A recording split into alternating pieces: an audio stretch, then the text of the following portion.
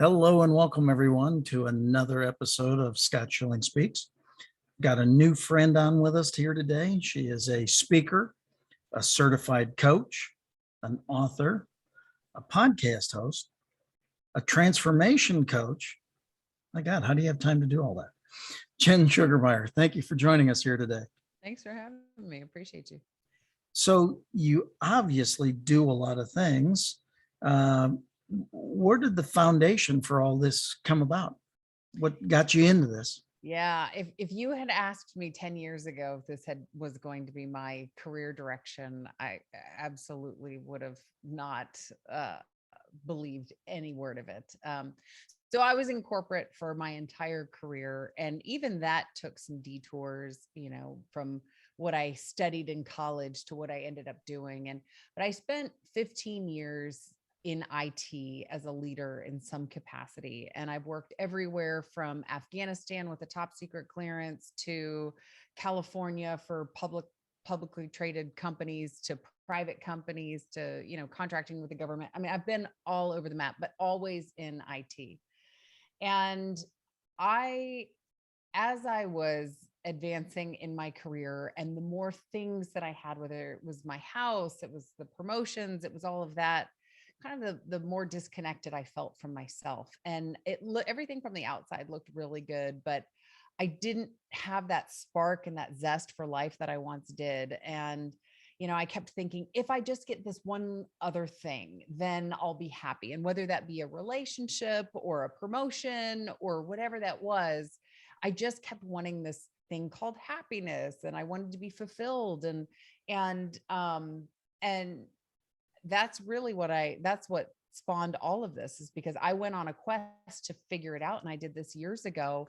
So that was my first aha moment, was when I made that decision. And the second one was when a woman said, "I want what you have." And I said, well, if I've figured out how to tap into this higher level of myself, then I need to share it. I was already benefiting from it in corporate, and now I wanted to share it with people as a profession. So in a nutshell, that is my story. That's awesome. So you've gone through the transformation yourself. That's right. You lived it, and isn't it?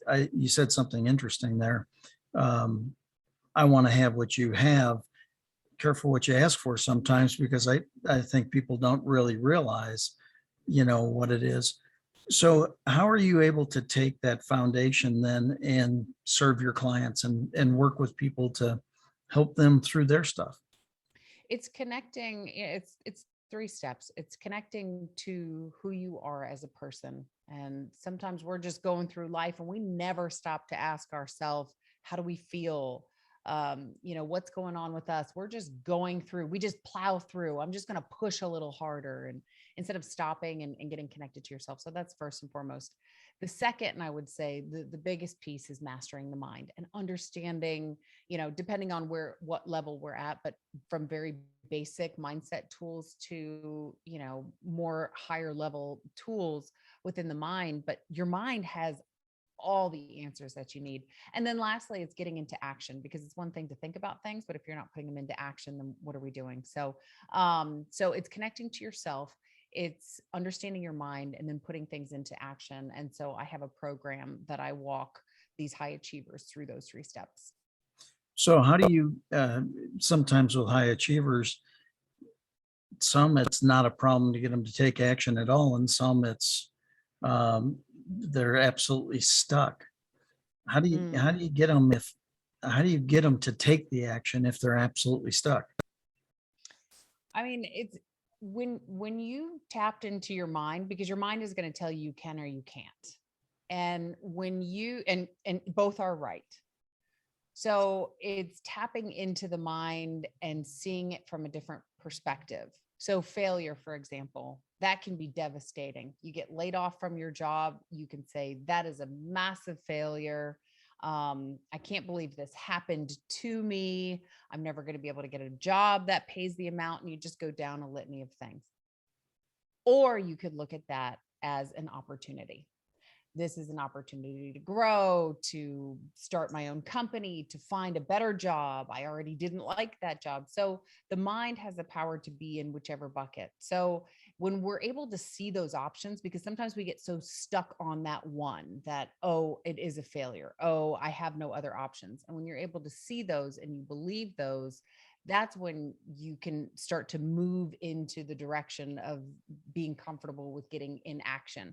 But most of the time, the reason we're stuck is because we're afraid of the unknown, and we don't know that there are other options that are out there for us. So it's just laying those out and being able to visualize those. Well, the pandemic has certainly caused people to stop, slow down, look, um, Yep. have more conversations in many cases. But it's, there's a whole lot of people who have figured it out during this time frame. You know what? I'm not going back to what I was doing. So Mhm. how do you encourage those to maybe congratulate them for making the decision to move forward, but then to get them on a new path? How do you help with Mhm. that? Yeah. I mean, I believe we need to meet ourselves where we're at every single day. And I think especially for high achievers, it's sometimes a challenge because especially if we're making a change, we might not have the same level of momentum as we did before. For example, I was, sitting in the boardrooms doing $1 million, multi-million dollar budgets. When I jumped out and was an entrepreneur, I was learning how to get followers on Instagram. And that was what I, spent a day doing. And, it's like, what are we doing here? So we have to learn to meet ourselves where we're at and say, this is it. I acknowledge that I'm on a different path. Every day is a new day. No comparing other people and from past selves and where you were in the past. Every day is a new day and you need to celebrate. So that is one thing that we really need to own and adopt, is meeting ourselves where we're at and getting comfortable with just taking one little step at a time. No one takes these massive leaps and things change overnight. It is just one step at a time. So some, most of the people that I work with, have been able to do big accomplishments. And so they're used to having that feeling of, hey, I've accomplished something. It's almost having that feeling of I've accomplished little and feeling good with that. And they, most of them they feel empowered to make a new decision. um it's just getting comfortable with, hey, I don't have that same level of traction that I did before, but I'm going to get there. So keeping them motivated and knowing what the long-term goal is. So So again, with so many people waking up to the possibilities, and saying, what was I thinking driving 2 hours to work and from work each day? That's mhm, crazy. That's craziness. mhm, If anybody ever said I would have done that, I would have said there's no chance of that. And now they've found that being with their family is more rewarding, and potentially turning into that entrepreneur. They were in corporate and all of a sudden saying, hey, you know what? I'm going to go out and strive out and make this happen on my own. What kind of um, what kind of things would you do to encourage them in in that kind of situation where they're just really totally going from a, as you did, from a corporate situation to an entrepreneurial situation? um I mean, what would I do to encourage that? I mean, everyone has to make their own best decision for themselves, write a pros and cons list. I mean, I know why I made the decision to go into being an entrepreneur, and it doesn't mean that it's less time. In fact, you're working sometimes around the clock, but you have that flexibility. And so, you know, Sun Tzu says, when you know yourself, you win all battles. And when you know that there are certain things about your life that just aren't the right fit, then that's going to help determine what path forward is, what that should look like for you. So if you know that a 2 hour commute isn't what's bringing you peace and happiness, for some people that might be the time that they get away. That might be their only downtime for the day, and they can listen to audiobooks and it doesn't stress them out. For other people, driving is totally stressful. So, you have to know what works for you. There is no right, there is no wrong. Know yourself and you win all battles. Well, I think that it's actually a great point of knowing yourself. I encourage people, what makes your heart go pitter pat? What do you really love to do? It's one of the reasons I enjoy doing this show, because I get to talk to people and get different takes on similar or different situations, and really see, be able to broaden my horizons because I'm able to listen to their process. So as a transformational coach, how does that, how do you engage with people? What does that process look like? Yeah, usually when people come to me, I know there's something else out there. And I think to even come to that realization, I mean, we have to celebrate that alone, because to admit that, hey, there's something more. I mean, there's a lot to that. That's putting yourself first. That's saying that you matter. That's acknowledging that you're not where you want to be. So I think there's a lot of celebration and just coming to that. And also, I think sometimes there's guilt for people. Should I even want more? I mean, I have all this stuff and it looks really great. My house, all my kids, my family, and this, but there is more. There's always more. And I got sort of, and I'll use this term loosely, but addicted to finding this more. I'm like, if I'm this happy, what if I just kept going? Can I be more happy? And can I be more happy, from that point? And um, so it's people that want more. They want more from their business, their lives, they know that the happiness, the fulfillment, the potential, the impact, the experiences can be better in their lives. And how do you get in flow with yourself? And once you find that flow, and a lot of times people think it's other issues in their life, like it's that one thing. If I could just fix that one thing, but really it's looking in the mirror and doing the work within yourself. And what I found is that those ancillary things, oh, my job is awful, that relationship, the whatever it may be, they start to fizzle away. Either they drop off, they change, you realize that they're not so bad in the first place, whatever it is. But when you just do the internal work, your life changes. So that's how a lot of people find me, is just that I want more out of my personal life. I want more out of my professional life. I'm just going through the motions. I look like I'm successful. I am in many respects, but I know there's more. And I want that. I want that happiness and everything that goes along with it. Yeah, I think it's a again, another very good point. I think no matter where you are, you tend to want more somewhere. Mhm. So you also have a new book out, right? Confidence is Queen. That's right. That's Tell right. tell everybody a little bit about that. Shameless plug. So that's right. So the queen is the most powerful player in the game of chess. She can make all the moves, and with confidence, so can you. And that's why the queen is on the cover. So it is not a female book per se. It just has a queen for the queen of chess. And what I found, especially during COVID, is that confidence has really been shaken. Whether people have lost their jobs, their relationships, their speed that they were working at before, there's just been so many life changes that have shaken people, and confidence has really been hit. And so it's how to gain that confidence, and it's really those three steps that I talked about, which is connecting to yourself, mastering your mind, and then stepping into that confidence is a mindset. It's not something you go pick up off the shelf, or I mean, yes, you can practice and that'll help get you confidence, but what are the things that you can do in addition to that to help get you confident? So it's those three steps. So connecting to yourself, mastering your mind, and then getting into action. Well, that's interesting. I've never heard it broken down that way. And I was actually thinking, as I was saying it, was actually trying to think through the definition. And I don't know that I actually came up with the answer there. I was listening to what you were saying, but I agree with you. I think a lot of it is um, I know with my coaching clients, I had somebody one day that said, I'm stuck. And I said, good, move.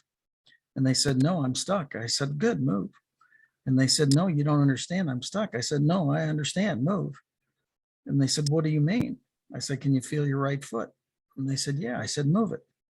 And they moved it. And they said, okay, I moved it. I said, great. You're no longer stuck. I said, the only way you can get any feedback from anything is to take an action. And quite frankly, the chances of you taking the right action immediately, Yeah. probably pretty small. Yeah. But it's not about, you know, the biggest people think, well, we've all been born and bred with fight or flight. Well, we've actually been born and bred with fight, flight, and freeze. And out of the three choices, freeze is absolutely the worst one possible. I think the pandemic has affected many people in that way, is they went into freeze. They aren't taking any actions. And without any actions, you can't get any feedback. So if you had somebody that was just absolutely paralyzed by that, how do you walk them through to get them back to the light? How do you make them realize? I mean, I start with the self, and I go back to that quote, and I say it all the time, but know thyself and win all battles. And I mean, if you look at what is confidence, it's trust, it's faith, it's belief, it's knowing that everything's okay. How do you get those within yourself? It's knowing, it's looking back at situations and saying, hey, I got through that before. Okay, I can use that as evidence that it's going to be okay. Like however old you are, you have made it to today. You have decades under your belt of you made it through. It might not have looked the way you thought it was. And then we talk through those situations. We can eliminate failure just by changing the definition. I do not subscribe to the word failure. It does not exist.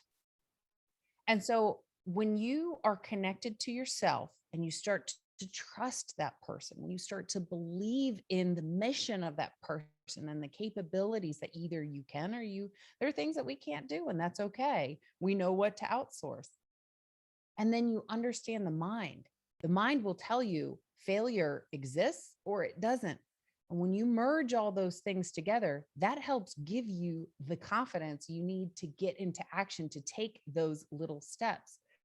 Because especially as high achievers, we think, well, I just need to step out and do a perfect job. And, and people are going to look at me and judge me. And what if they, leave me if I make a mistake? And so we get so far in our head. And if we can just back it up, back to the self, back to the mind, you can work through those a lot easier because we get in our heads, and that's what gets us to freeze. Yeah, I agree with you. I was doing a radio show as a guest one day, and the host asked me, "What's your greatest failure?" And I said, "I haven't had one." And they said, "Oh, come on, everybody's had a failure." I said, "No, I've had lots of things go wrong, but I've never had a failure." And he said, "Well, what do you mean by that?" And I said, "The reality is, in my opinion, the only failure is quit. Is when you stop attempting, when you just plain give up." I said, everything else is a learning event. In fact, for my clients, I develop 5 questions to ask in any situation when they're up against it. What's the lesson? What's the gift? What did I do to create it? How would I modify it next time to make it better? How's this going to serve me the rest of my life? Yeah. Well, that turns everything into a learning event. And as you're talking about confidence, it reminds me, I teach often on the single definition that applies to 2 words: confidence in the unseen, assurance of the unknown is the definition for fear. Confidence in the unseen, it hasn't happened yet. I think something bad's going to happen. Oh my God, assurance that it will. That's fear. But it's also the definition for faith. Confidence in the unseen, hasn't happened yet, but I'm going to like it when it does. Assurance of the unknown, right? It's going to happen. I'm sure it's going to happen. And it's the universe, it's God, it's higher source working for my good. And things aren't happening to me. They're happening for me. And I think that's a a big thing with talking through the pandemic with people, at least with my clients, is, I can't believe all this stuff is going on. Well, that's pretty believable, actually, because it's different. Mhm. None of us have lived through this at this time. It's not what's going on, it's your reaction to what's going on. And where do you go from here? Mhm. So again, working to get them, like you say, the mindset is so important. Mhm. How do you help tweak people's mindsets and get them in a better direction? Yeah, I mean, so actually, when you were talking about failure, I was thinking about a gentleman that used to work for me. He called me. He's been going on some interviews, and he said, "Jen, can you just help me out with some of these?" He's going for a stretch position for himself, and so anyway, he calls me and he said, they ask me these questions, and he said, "When have you ever failed?" And he said, "Well, I haven't," because he didn't want to admit, and me, being a hiring manager, I don't want someone to say I've never made a mistake, or I want somebody to be able to come to the table and say, here's something I grew from. That's effectively what that question is asking. So I said, okay, so let me ask you this. What is a time that you did something and you learned a better way of doing it? And he just rattled off a thing. I said, what if that was the answer that you gave? How would that feel? Oh, yeah, that feels okay. But again, it's just seeing those options. One of the very first things that I teach in my courses is the choice mindset, that we always have a choice and we have to see what serves us best. That's how we should operate. So if something isn't sitting well with us, what can we change about our beliefs to change the experience and move in a different way? So that will help give us options. But sometimes we just see failure equals, you know, rejection, people are going to leave me. It's a bad thing. It's negative. Or let's find another way that we can look at failure that works for you.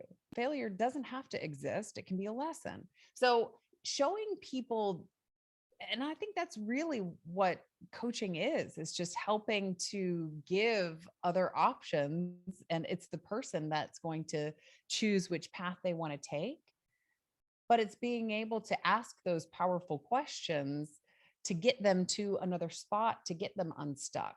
So just talking through things, and when it's right, maybe giving some examples if they're truly stuck.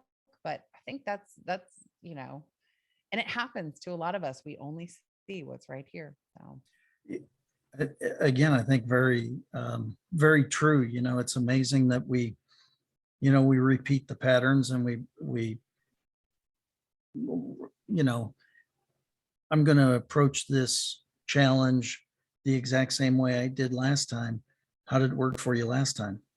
Well, not very well. Would you think about modifying it all?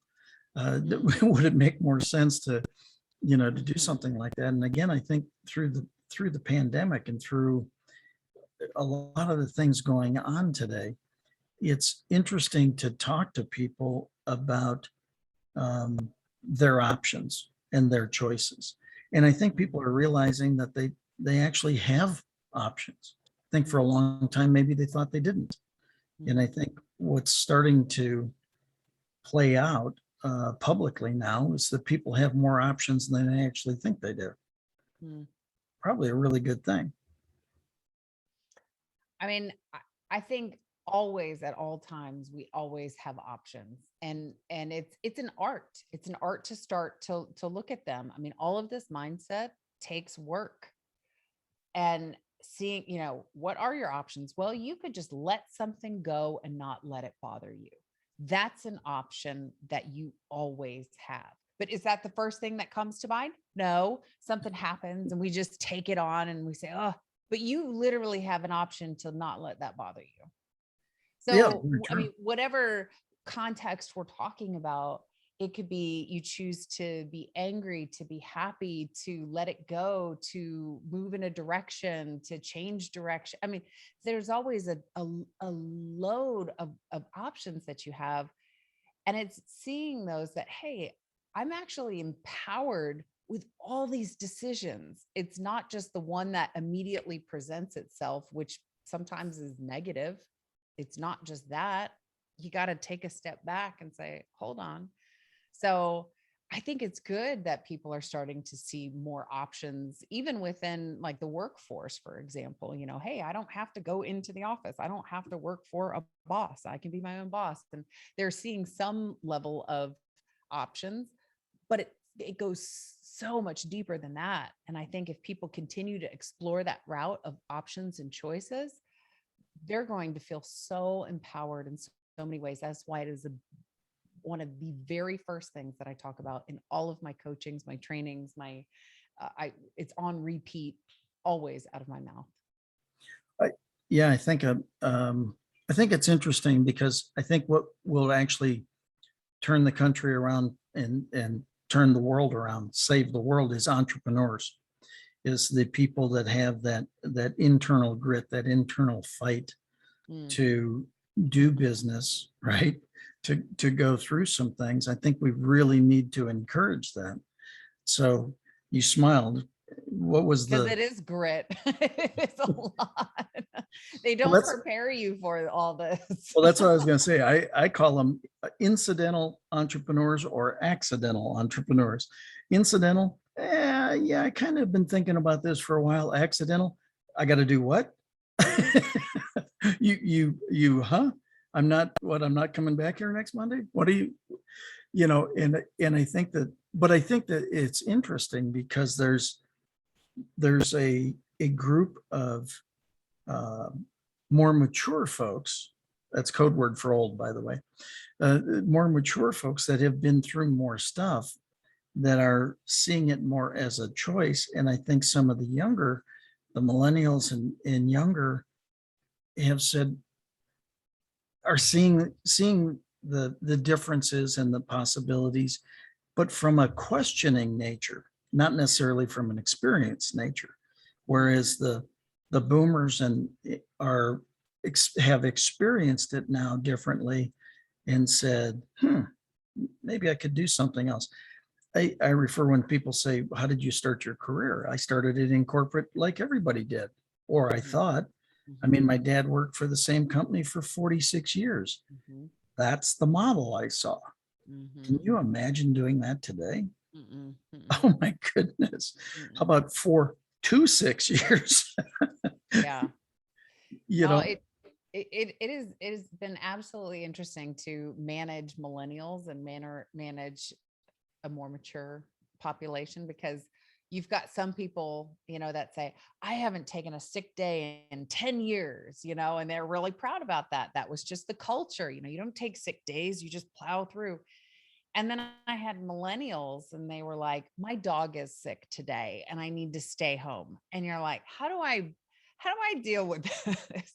But the millennials absolutely have more of a choice mindset from what I see. Yeah. And even in the technology space, that is much more advantageous because technology is advancing at lightning speed. And if you're not staying on top of it, then you're behind the curve. And I've worked for some companies where the people that are making the decisions don't have a choice mindset. And it's very clear with the advancements that the companies are making. So if we just started to understand choice in all areas of our life, in our business, in our personal, in everything, the world would change. The world would look a lot different. And I would agree that the millennials are onto something, at least with that. It's interesting. So many boomers, so many folks my age are, I just can't work with these millennials. They're blah, blah, blah. And I found it to be actually the opposite. Many of the boomers hold that opinion because to get to where they are today, they had their butt kicked many times along the way. And the millennials have just said, I want to get to where you've gotten to. I just don't want to get my butt kicked along the way. Mm, And so many boomers resent that. I just acknowledge it and say, if you're willing to work, I'm willing to share. mhm, And I have found that the millennial boomer combination is actually a really good one. The mm, wisdom from the boomers, the energy from the millennials coming together to be able to accomplish a lot of things. mhm, You know, now I'm not suggesting that's the way all think in both categories. It is the way that I think. So mhm, how would we get, I mean, I love the idea that it's that they've caught on to choice faster or better. Um, how do we take that and help everybody with that thought process? Just that of choice, and being able to make one. I think first and foremost, people have to want something more for themselves. So when I hear, there's a whole generation in resentment, I'm like, oh, you guys have some personal development that needs to be done, right? Because if we are holding on to anything that what I call suffering, fear, frustration, anger, resentment, anxiety, stress, any of these, then we're holding on to stuff that's weighing us down. So there's personal development that needs to be done. And so, people need to, they need to want something more. I can't force anything onto anybody. I can educate them, but if they're not willing to receive the information, then there's that. So it's somebody who has an open mind enough to want to see that. But, I think the only way to make change is to continue to go out there and be advocates for whatever it is. And, there have been times in this entrepreneurial journey that I think, oh my gosh, this is crazy. This whole, trying to go out there and help people and transform the world. It's a lot of work. And then my heart says, but that's your purpose, Jen, is to help show people the way. It's like having a cure for cancer and just holding it. That's cool. I know what would help you, but Yeah, I'm so not sure. yeah, it's just continuing to get out there and letting people know, because when you know better, you can do better. And I'll speak from personal experience, but it was 35 years of my life that I had zero awareness that I had choice, that I understood anything about the mind. I didn't understand boundaries. There's so many things about life that I didn't understand because I didn't know. So I think it takes caring and committed people just on repeat. And that's how any level of advocacy or change happens, is education and awareness. Yep, absolutely agree. Well, it's always surprising how fast this time goes. Let everybody know how to get a hold of you and learn more about what you're up to. So I am the one, the only Jen Sugermeyer. That is sugar with an E. So you will find all of my things through jensugarmeyer.com. That's it. Awesome. Yeah. Well, I want to thank you for being here today. We'll have to do this again. Thank We'll you. extend it out. And I Yes. want to thank all of you for joining us on this episode, and we'll see you again, exact same time tomorrow. God bless. Cheers.